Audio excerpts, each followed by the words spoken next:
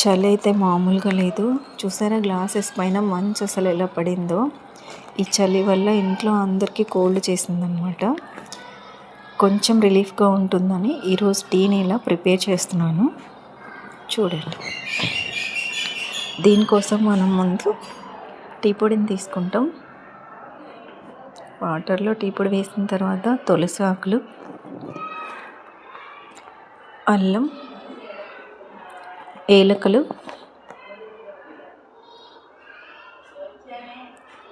లవంగాలు, మిరియాలు,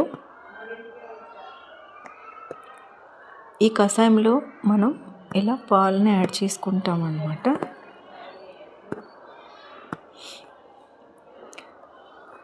టీ అంతా మొత్తం ఉడికిన తర్వాత మాత్రమే మనం బెల్లాన్ని యాడ్ చేస్తాము, లేదంటే టీ మనకు విరిగిపోతుందన్నమాట.